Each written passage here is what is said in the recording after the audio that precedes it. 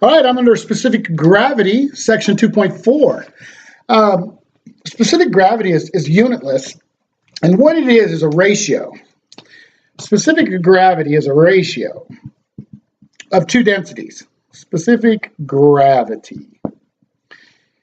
It's denoted usually as SG, bad S.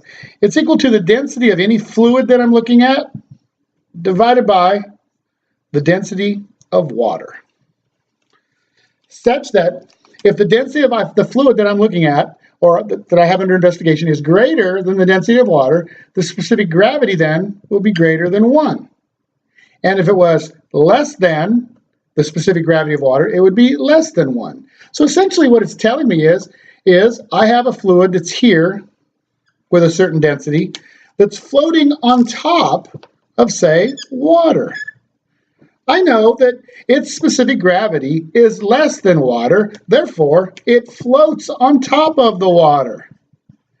However, if the specific gravity was greater than that of the water would float on top of it. And we see this. We know the specific gravity of oil. It's less dense. So oil sitting up here floating on top of water. However, battery acid has a higher specific gravity than water.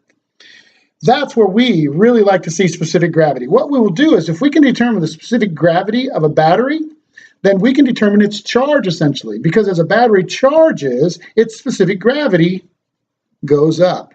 And as it discharges, its specific gravity goes down. Very common for us to use a hydrometer. On the right-hand side, you will see that last paragraph.